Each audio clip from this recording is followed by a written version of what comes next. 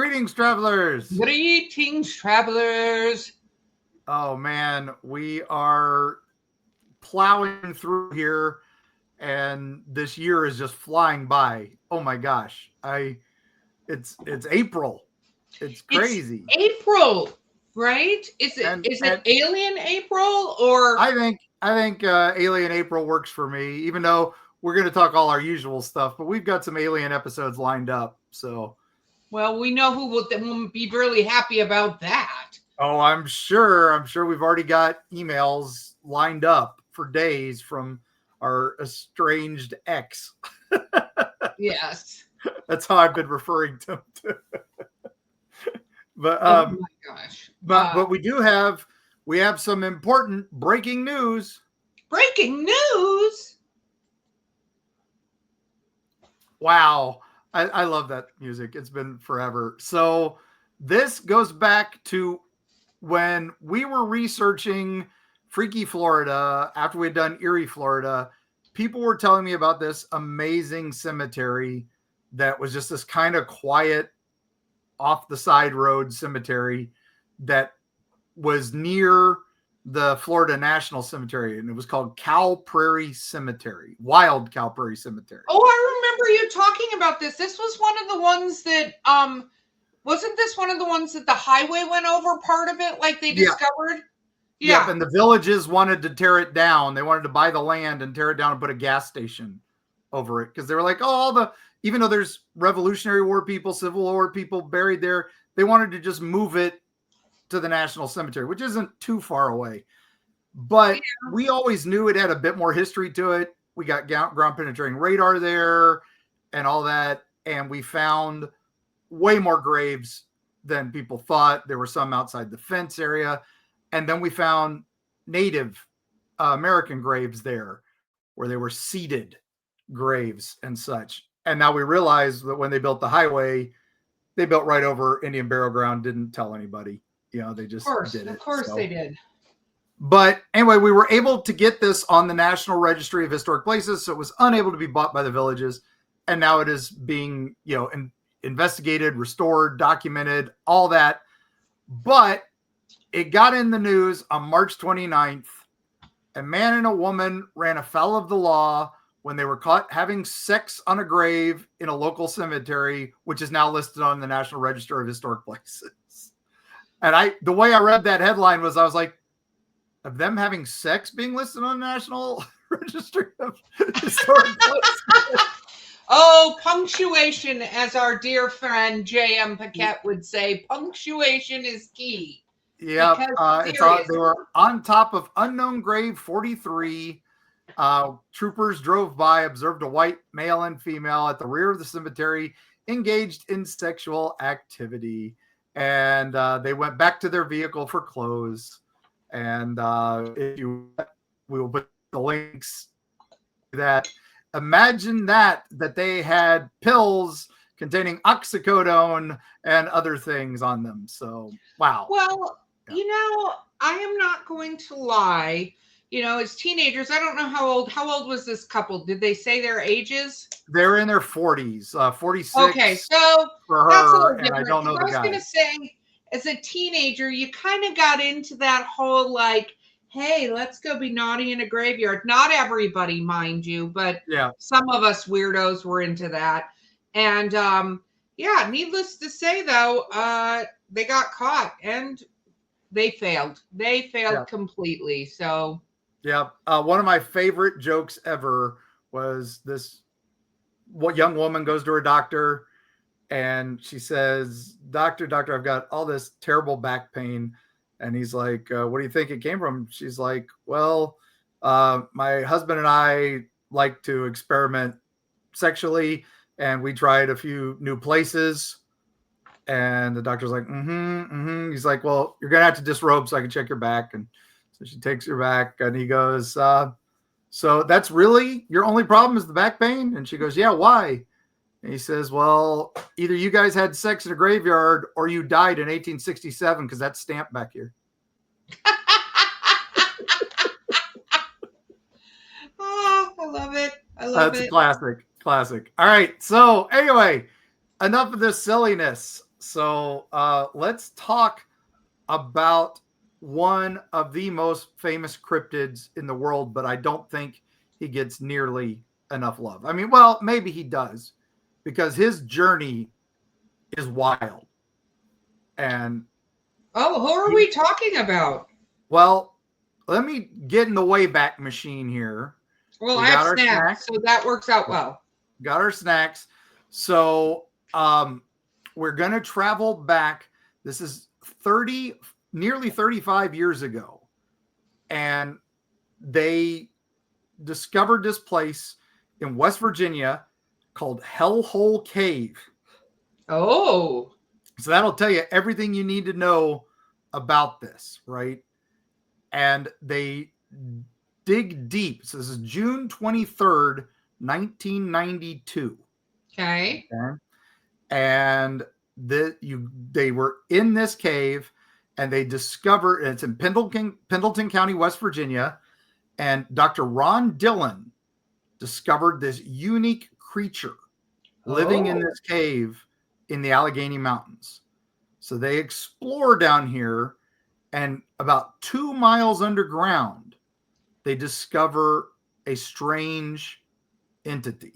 Okay, so this is giving me Mushroom Mine vibes, like all over the place. Same type area, but this is a natural cave system. It's still part of technically the Mammoth Cave system. We're not sure because we don't know where they all connect and all that. We're still mapping all that to this day, but this is 2 miles down. This is coal mine territory, so there's probably some coal mines linking up to natural caverns and stuff.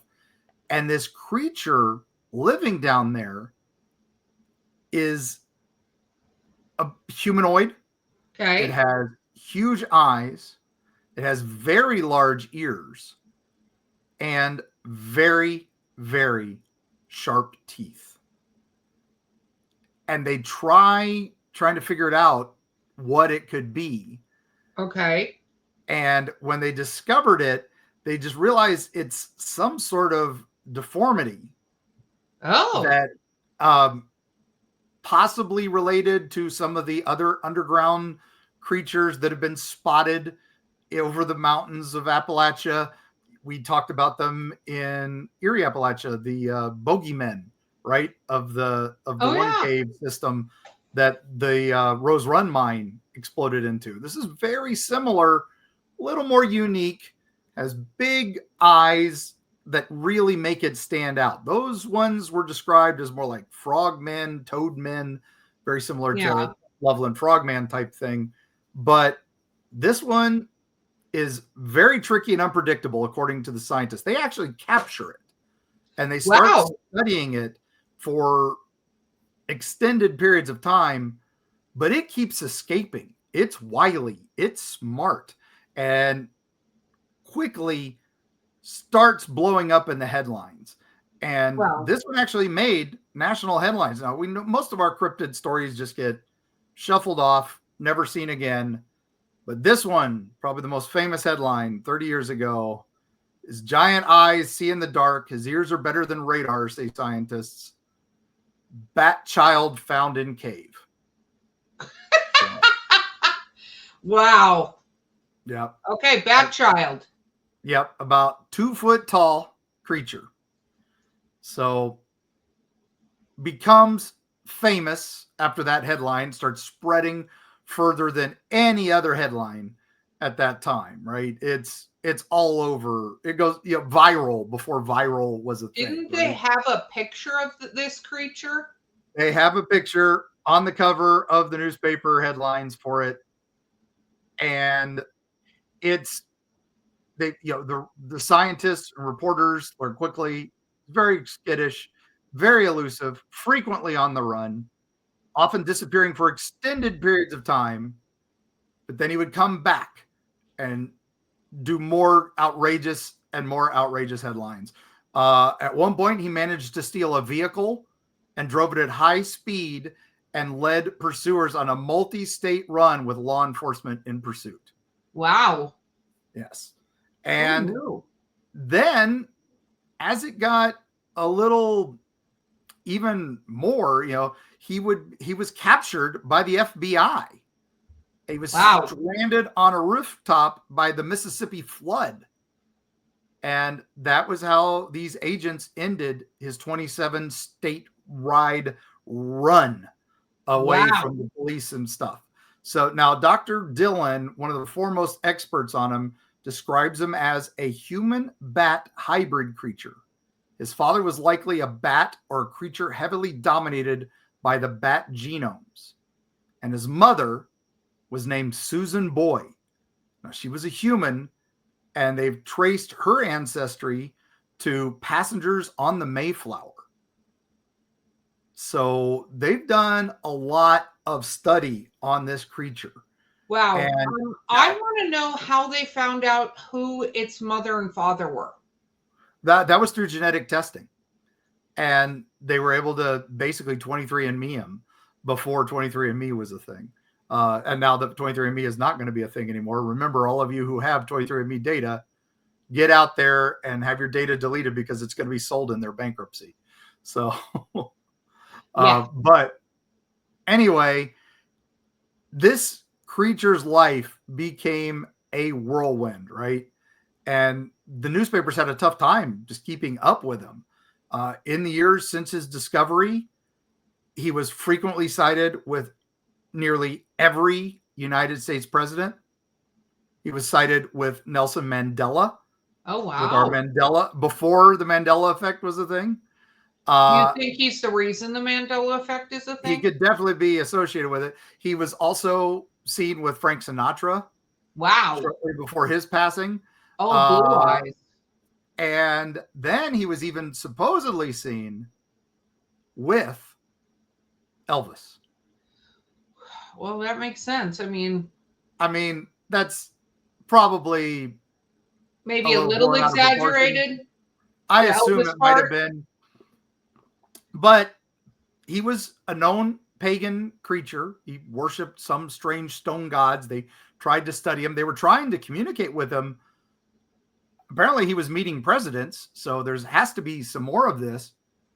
And well, I think we just have to say this guy was a superstar, right? Yeah. He's technically more famous than Bigfoot. Yeah, he's definitely had more headlines than Bigfoot, yeah, or at least gives him a run for his money. But it also helps that women love him, right? He's like known to be more than just a cryptid. Like, we know he drives vehicles. We know he communicates. We know he's met with political powerhouses. There's rumors that he had dated some of Hollywood's most influential superstars. There's rumors that he dated Farrah Fawcett, Jennifer Lopez, Jean Kirkpatrick, Cher, Kim Kardashian, and now there are recent rumors that he's dated Taylor Swift. Wow. Yeah, never settled down. Okay. Well, but we do know he has no known offspring. So I don't think he can properly produce offspring of his own. So this is Bat Boy. Is he now referred to as Batman, or has he just not aged and not grown at all? Well, because his mother was Susan Boy, that's his last name, is Boy. So that is why he is. Oh, now I get it. Oh, that's clever. Yeah, that's what they started calling him. It's very similar to Hellboy, but Bat Boy. And now he is a reluctant cultural icon right now. And he is a national treasure of the United States, right? He loves hiding in plain sight. He has been on numerous TV shows and films. He's been on The Simpsons, American Dad, Gravity Falls. He's in their opening credits.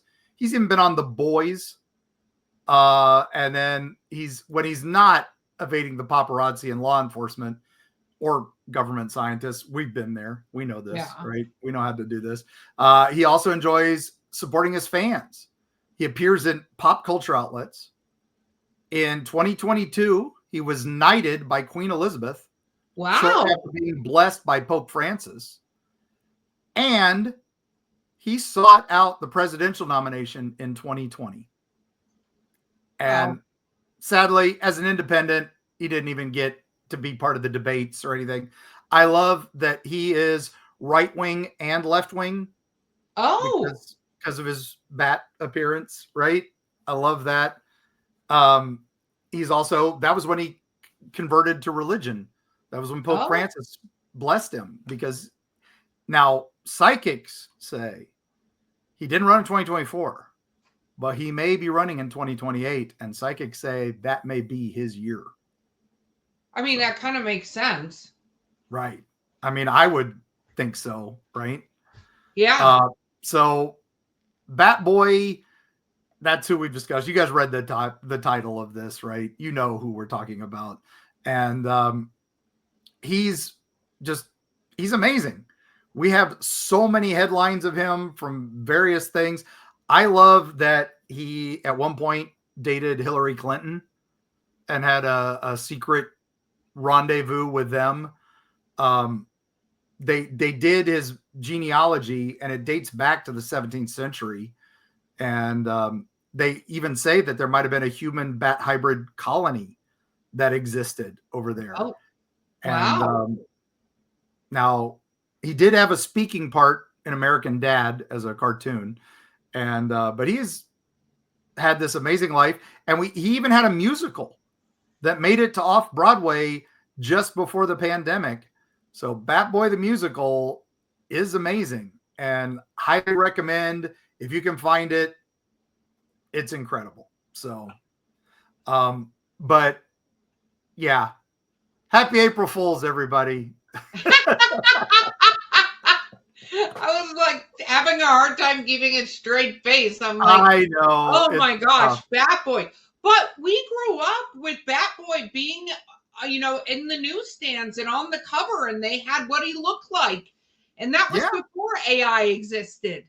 Oh, I know. It's incredible that these stories, if you look at Bat Boy's headlines for 30 years, they are just incredible. And the fact that he's still around, Weekly World News is now digital. And we're going to get into Weekly World News after the break. But one of his most recent headlines is Bat Boy's band is on the run, again pursued by the FBI. And the lights dim in the Florida Man's cave in Daytona, Florida. And I love that. Is that where Bat Boys All Stars? Daytona, Florida? Yep. Bat Boys All Stars was the band.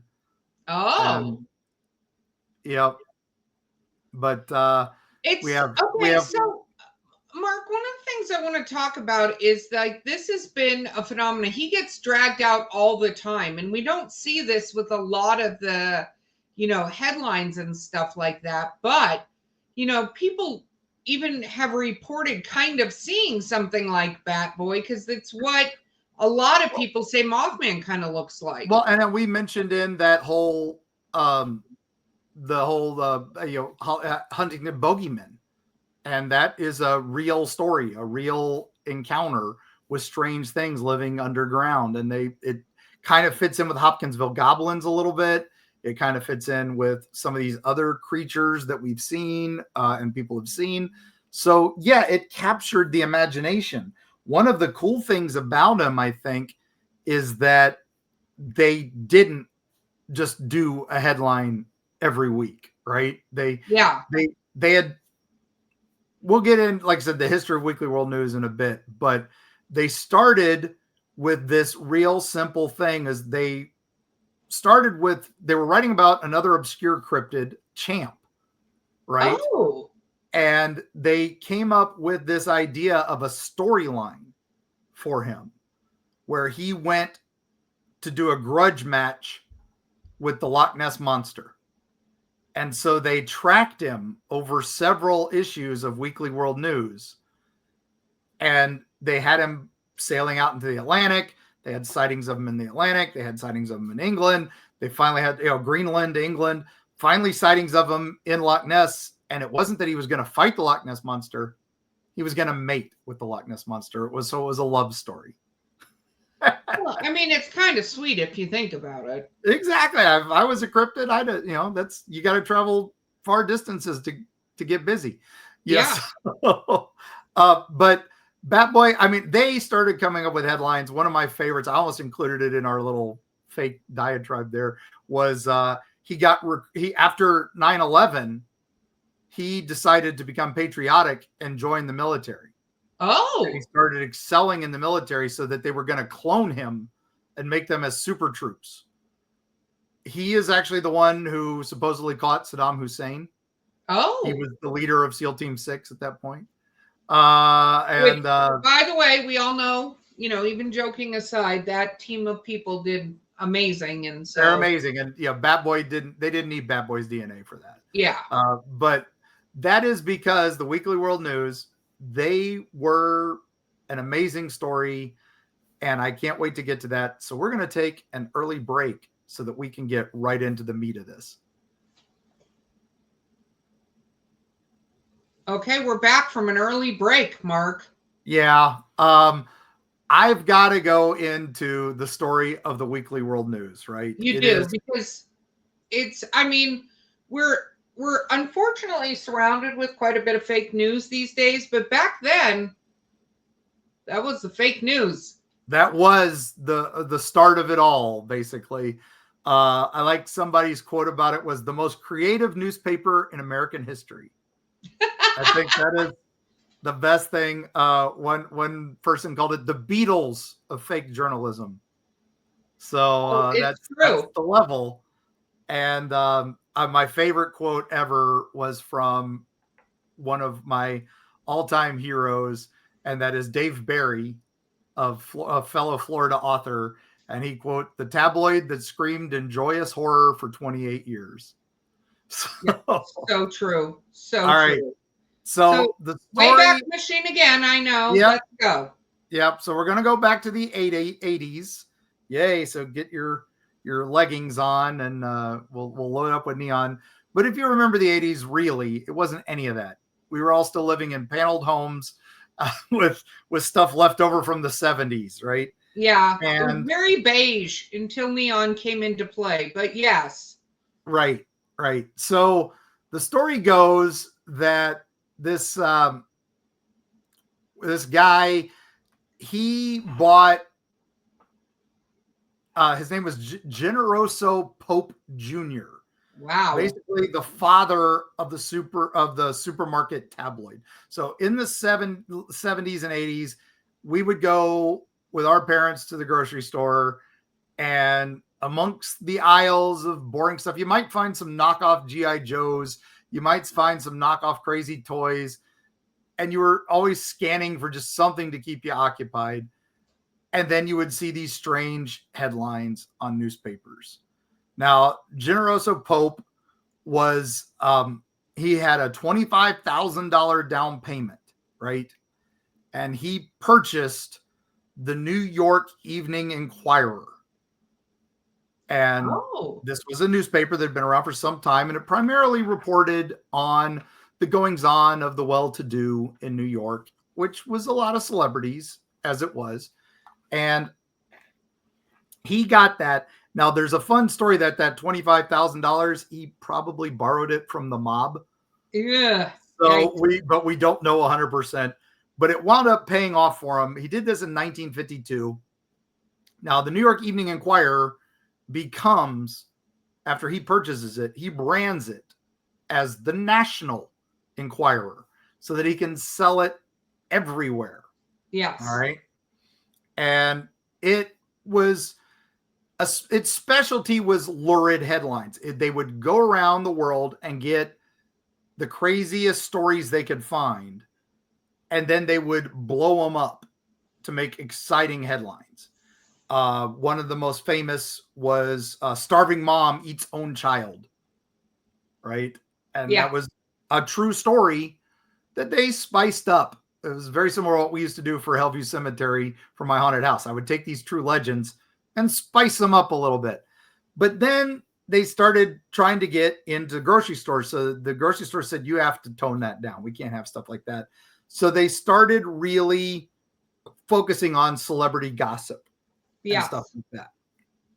Now, their rival was the Star. And Weird Al did a fun song about the Midnight Star, but that was more his takeoff on the National Enquirer and all that. Yeah. But the Star decides to go color. And so the National Enquirer, to compete, had to upgrade their facilities and create their color. But they had all that leftover stuff. And Generoso, he's like, I'm not just going to let this sit idle. And so he comes up with the Weekly World News. And it starts just like the others. It's just tame news of celebrities getting married, news of celebrities getting divorced, what's playing in theaters, just your average, what they called tabloids. They were just newspapers. And then they decided somewhere in there, they had to they were realizing the spooky was selling, and they had to separate themselves from the others. So one of the big ones was they started trying back to those old crazy headlines. So, boy trapped in old fridge eats own foot to stay alive. So again, kind of a true story. And again, just blown up to make it exciting. And Pope was just really excited about some of these headlines. And he started really cracking on this team saying, get me more like that. And people started saying, oh, this is, again, fake news. And they'd be like, no. This is a real story. We've run with it. So, and he started getting a little, okay, now we need to make some money, right? Yeah. So, and that's when the rails come off. He starts allowing things to start coming out. So now basically they change managing editors.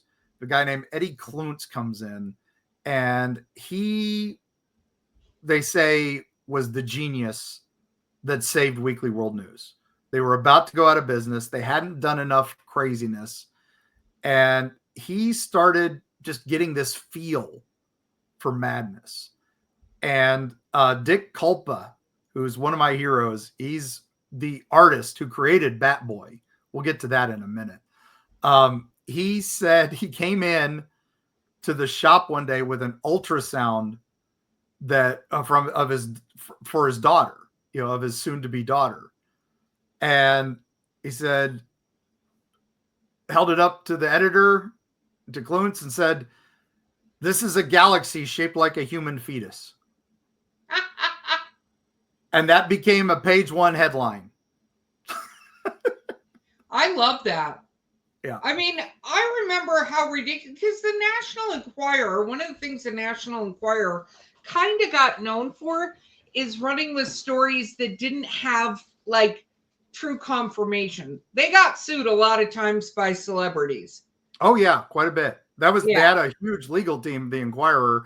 And remember, this is the same company. So that's their legal team is the same one as the Weekly World News. And now they had a whole clipping department, which started just collecting stories as much as they could. That was actually, they said 90% were stories they collected, and then they would just blow it up. They'd read about some lady who gave birth to a cow, and it was some just odd story, but they'd run it as though it was gospel. They did, they were like, we're not going to make up a story about a vampire, but if a guy calls us and says he's a vampire, we're taking him at his word. Yeah. And I mean, that ended up being the formula for like Jerry Springer and stuff like that. Like, exactly. In fact, one of the founders of Weekly World News was the producer of the Jerry Springer show. Yeah. So there you go. So if you watch that new documentary on Netflix, you'll get a little bit of Weekly World News thrown in there as well. It's true. You find out how they got that formula. If somebody called them with some weird thing, That was it, right? One of my favorite quotes was from one of the reporters. He's like, I remember doing a story about a guy who'd been on a diet and got so hungry that he spotted a little person on the street and thought he was a chicken. And he took off with a hatchet down the street after him. It's like, I had to have a psychiatrist come in and explain to me how this was possible, that someone could starve themselves so much that they became delusional. And we had to somehow explain that this was possible.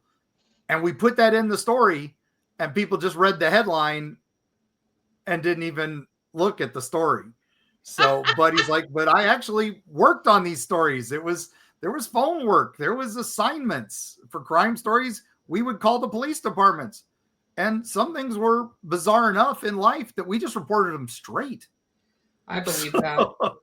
I believe it, because we always think like life, is stranger than fiction.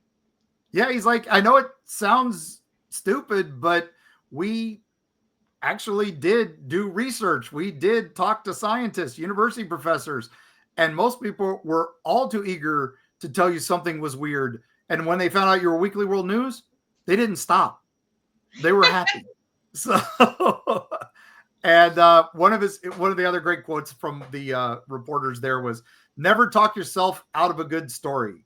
If a lady calls and says aliens ate her laundry, the New York Times would say, 'Do you have evidence?' We go, 'Oh, did they like the jeans or did they like the frilly stuff?'" I love that. Yeah, so they didn't get sued nearly as much as the National Enquirer because their quote, "We don't deal with celebrities that much, and space aliens generally don't sue us." But oh my God. So Dick Culpa is this great artist, and they tell him, "We need a new space baby story." And that was they realized quickly they had several big headlines. One, Bigfoot. Anytime they put a Bigfoot headline, sales would increase quite a bit every time somebody spotted Bigfoot. And again, these were real sightings. They would be blown up a little bit for Weekly World News, but generally they were real sightings. Yeah. They wouldn't publish them all, again, because they didn't want to kill the lead. If you just keep pushing Bigfoot sighting, Bigfoot sighting, Bigfoot sighting, look at some of the Bigfoot shows, they disappear after a little while. It's the audience, the mainstream audience doesn't care. And that's what they realized very quickly is, we've got to make sales. We got to pay the bills. Then they made Elvis Is Alive. Oh, yeah. And it was because some lady in England had a book where she said Elvis had faked his death and was living in the middle of nowhere. And then, of course, we had the Elvis tape, which is a famous book over here. And it came with a cassette tape that supposedly had Elvis's voice on it, where he announces he's alive and living in hiding. Sadly, we all know he died fighting a mummy in a Texas nursing home. Oh my gosh. Somehow I knew you were going to bring up Bubba Hotep. How do you do that? Like, it's a documentary and it deserse watch on April 1st. It's not a documentary. Don't tell people that. Okay, it's a docudrama. They made it sensationalized. Oh my God. Entertain. But no, anyway, they realized Elvis stories were really selling and space babies were really selling. So they're like, draw me a space baby. And Dick Culpa starts looking at Spock. He starts looking at other things and he starts making it really big eyes and he gives it the big teeth and the Spock ears. And then the editor goes to him and says, we've done too many space babies in a row. Just we'll save that. So he put it back in his drawer. Didn't think about it. A few weeks later, we need a new space baby story. He'd pull it out again. They'd be like, no, that doesn't work. And finally somebody walked by and said, wow, that kind of looks like a bat and a human had a baby. And thus Bat Boy's headline became that week's issue with that famous iconic image. And that became their second best-selling issue ever. Only other one was Elvis Lives, broke the 1.5 million. Bat Boy was like 1.2 million. That's how many people bought this. Wow. And so they realized they had another hit, but Elvis was a celebrity and could possibly, he had an estate that could cause them problems, but Bat Boy was their own creation completely. So they started drip feeding those stories, and just every once in a while they'd go, "Hey, we need another Bat Boy story. It's time for Bat Boy." And they would come up with another crazy story, and they would kind of tie it to the news. They would do this, and they would do their imaging to make it work and all that. I just love Bat Boy. As someone who was born in West Virginia and moved to Florida, and then hearing about Bat Boy running away from West Virginia trying to get to Florida, my friends used to, with my vampire history, my friends would always go, "Hey, Bat Boy's Mark's son, and he's trying to find him." Well, what I think is really funny is that, people talk about Florida a lot of times with disdain, like it's a weirdo place. And it is. Don't get me wrong. Florida man is legitimately a thing. But I think it's so funny that back then they were like, yeah, so he's trying to get to Florida. Yep. And now Weekly World News was out of Lantana, Florida. So that'll tell you where they were getting so many great stories and all this. It's pretty amazing, the Bat Boy stuff. It got a comic. It got a wild documentary in 1996 called Bat Boy Discovered. And wow. Weekly World News went on and on and on, producing amazing episodes and amazing issues. Some of the fun ones, they were doing one big splashy headline, and they realized if it didn't grab them, they'd go to something else. And they had focus groups to come in, and they would go, "Okay, this week we sold X many with this cover. Let's show it to the focus group." And the focus group didn't care for it, and so they would try something else. And they would do sometimes 3 different covers, and it would send them out to the groups, and whichever one of the 3 groups voted the most was the one that they always went with. And they realized very quickly Roanoke, Virginia was the one that seemed to always win. The focus group that was out of Roanoke, Virginia. So I know our wonderful producer Bo is not too far from there. So she knows that area. And they realized quickly they had several things that were doing really good. One was predictions for the World War III. People were very concerned about what the future holds. So they realized prophecies were selling. They did one on the Unabomber's prophecy, the Donner Party prophecy. These are all episodes we've done and stuff. They also had many covers with miracle cures, garlic, apple cider vinegars, lots of alien abduction stories. And they said, we never abandon self-help stories. And it was so surprised because those also did well for them. They were like, we thought Bigfoot would always outsell everything. They had, anytime we could find stuff discovered on the Titanic, that would do well for them. And then of course, giant monsters. And then one of the reporters, a guy named Forsyth, he had one of the best quotes ever. He's like, I once did a story about gay skeletons found in a Titanic life ring, which is, what the hell is that? That makes no sense. But I wrote it, and people actually said it was quite touching that the sailors died in each other's arms. Oh. So he's like, there were things we couldn't do. So we couldn't do a lot of sex stuff because that would get us kicked out of the grocery stores. So, so they started developing again, because Bat Boy became so popular. That's when they stopped doing the let's get this. And that's when they start going, people are going, what are they going to come up with next week? So they would basically have to sell 4.5 million copies a week. So they would just start going into the conference room and they would just start making stuff. And what was it? Their producer, their director at the time, their chief editor, he said, you guys are too quiet. I want to feel like this editorial office is crazy. So please, please, please act like 5-year-olds. Let's make this as insane as we can. Let's just drive this crazy. And then they quickly realized they were dealing with 2 separate readers. They had the kids like us who were just loving how wild and weird this was. Yeah. But a little bit of us really wanted that to be true, right? Yeah. And there was that group that just were in on the joke, right? This is goofy. I'm going to read it because this is hysterical. And so they did. They read it like crazy. There was, however, this third group that thought it was real. And oh my God. Real. And those were they were walking that fine line of, you know, some of our audience.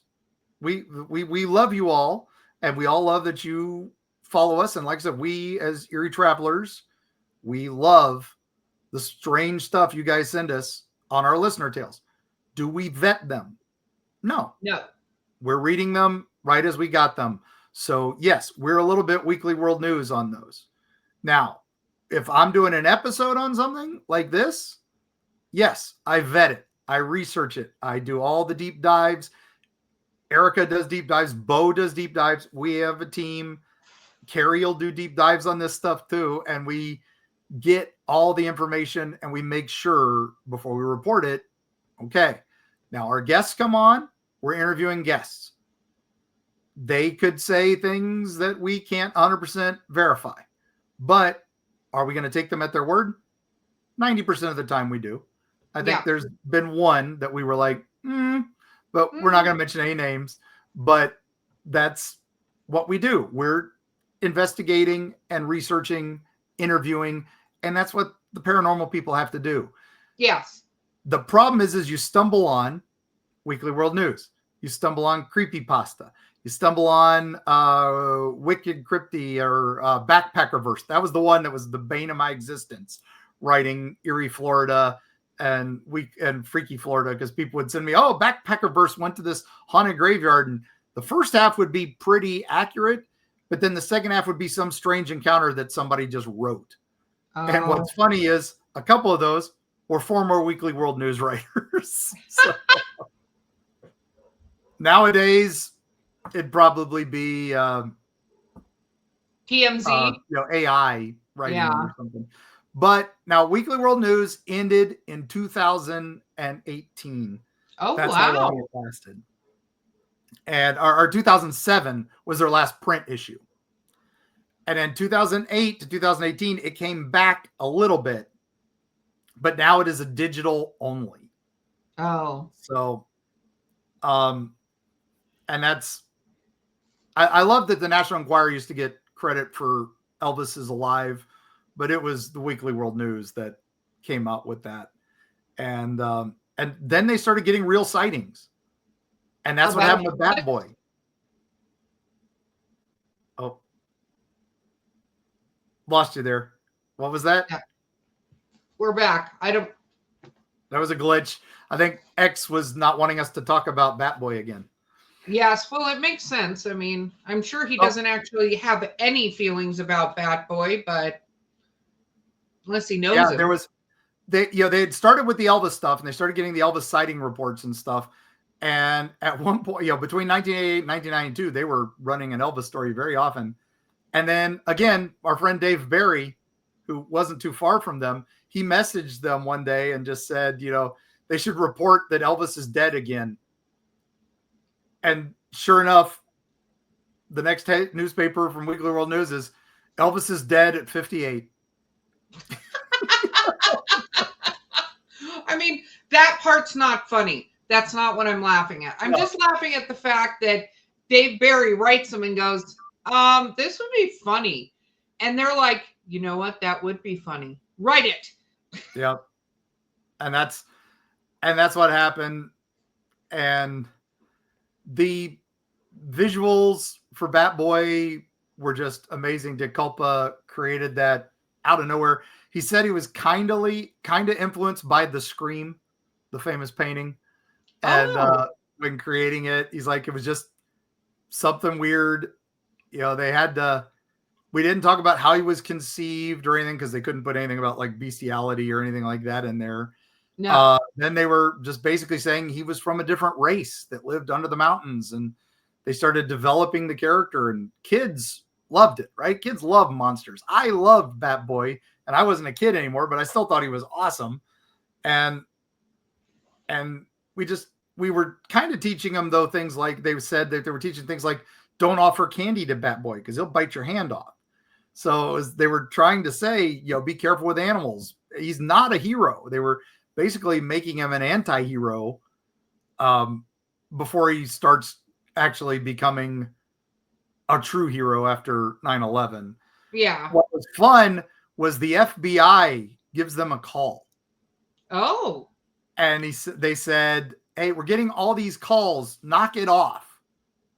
Because you're saying we're hunting this Bat Boy. And we are not hunting Bat Boy.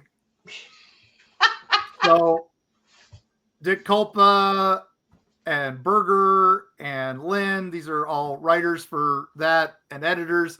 They said, okay, we'll never do it again. And as soon as the receiver hit the hook, they said, okay, Bat Boy escapes from the FBI. We have to run that as our next headline. and then suddenly they were like, a few weeks later, we got another call from them. It wasn't anything to do with Bat Boy. We had written a story about a Civil War orphan or child suddenly appearing on a battlefield like they'd stepped through a time warp. And I guess the FBI felt we'd given them some sort of villainous role by having them take the child into custody. They said we were giving them a bad name and saying they don't do this kind of thing. And they didn't realize that they were calling us, and we're basically in a nut house. It has nothing to do with reality. So, oh my great God. quote. I love the Weekly World News guys. They know to poke fun at herself. And they said, and then, people would call them with sightings and people call them with this. And they said, but the one thing they would say is, don't pitch us Bat Boy stories. We take care of Bat Boy ourselves. Well, and that makes sense. And with sightings of Mothman or whatever winged creature people are seeing and whether or not it's a tulpa, that just gets into whether or not, enough people. I mean, what is that? 4 million people? That's a lot of people that could be putting that intention there about Bat Boy. Yeah. I mean, that's a huge amount of people if you think about it. Yeah. Now, Weekly World News did get into some trouble because in the late 80s, they had all these fictional headlines and all this. There was a movie that came out called True Stories, which is basically loosely portrayed on that. And then in 1989, they got 3 photos. And it was a just very rare departure into real life terror. And this also was one of their record-selling copies, and it actually outpaced Elvis Is Alive. And that was the photos of Ted Bundy's body after he was executed. Oh, wow. Someone insider had taken photos, a cop or forensics or something had taken photos and tried to sell them. And the National Enquirer got them, but couldn't run that in the Enquirer. By this time, like I said, the Enquirer's mainstream. But that didn't mean they couldn't run it in Weekly World News. So they ran it. And not only did they run it, they put the photos on the cover. Wow. Yeah. And it was not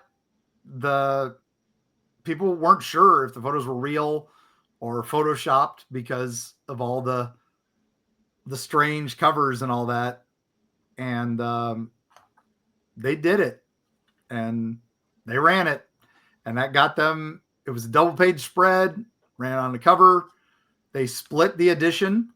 On the East Coast, they had a picture of Ted on the slab. And on the West Coast, they had, though they didn't put that there. On the West Coast, they had human footprints found on the moon. Wow. Because they realized what was funny is after that, the sell-through rate of the issue on the West Coast that was the human footprints was selling bigger than Bundy. So, that's interesting. Yeah. So, but they did keep the Bundy pictures in that issue. They just weren't on the cover. So, I mean, that's huge, right? Yeah. They were sold at one point and it became America Media, and then USA Network did a TV series hosted by Edwin Newman, a famous, anchor, and you'll see clips of his stuff. And they just never found an audience, and it pretty much just kind of ended their time at Weekly World News around the early 2000s. So it just straggles along for those last years, and then things like The Onion start coming out online and things like that. So they had real competition.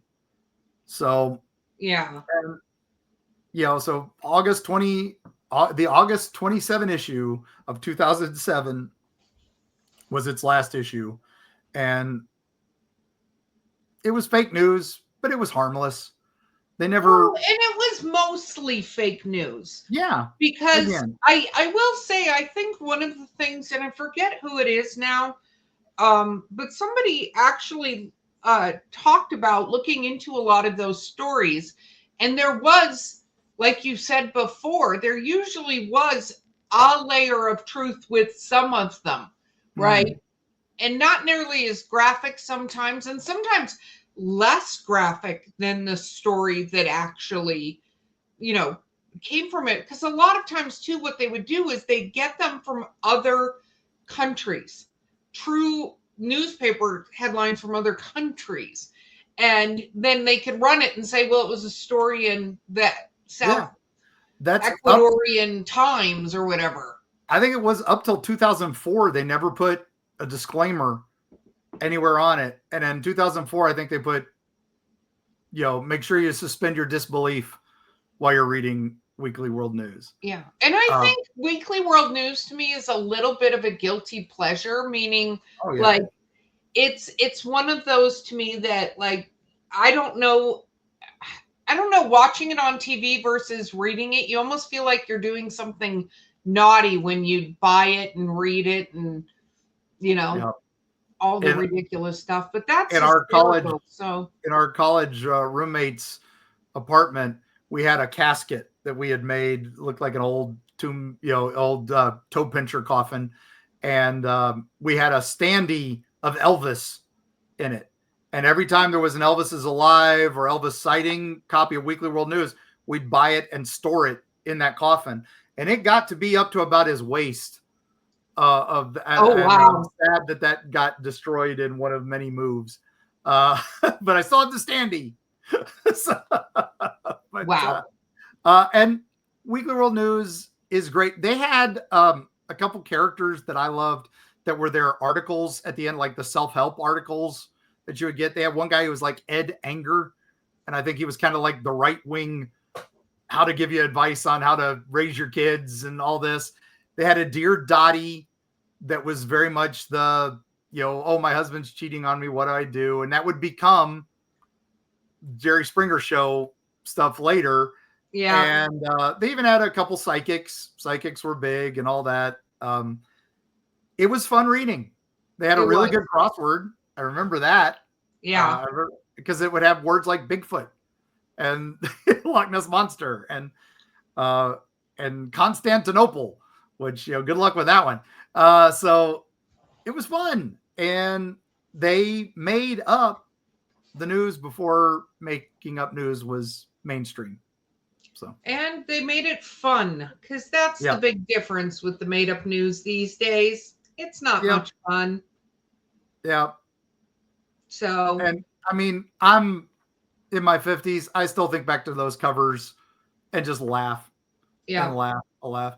And one of my favorite quotes of all time was one of the reporters said, a lady once called us and said her toaster was talking to her. I said, put the toaster on the phone. And we took it seriously. I love that so much. So thank you, Weekly World News, for bringing just a little bit more joy to some of us as we were growing up and being terrified that if we weren't careful, that boy could get us. Mark, take us away, my friend. Yeah, thank you, patrons, as always, for putting up with us. Happy April Fools. I know this is airing a little while after, but we recorded it on a fun day. I think you'll all enjoy this. Just remember, as always, keep a skeptical mind. When you read something sensational, you need sensational evidence to prove it. And that's the Carl Sagan, extraordinary things require extraordinary evidence. And that's what we believe here at Eerie Travels. We do that on all of our books. We listen to the Cherokee tales. We listen to the historical tales. You look at them with a skeptical eye and you find the truth behind them. So while you're out there, Bat Boy, I know you're listening. Father loves you very much. And I hope you'll come home soon after your run for the president in 2028. Just remember all of us who loved you from the beginning, who always will. And then remember, put the toaster on the phone, and we'll see you on the other side.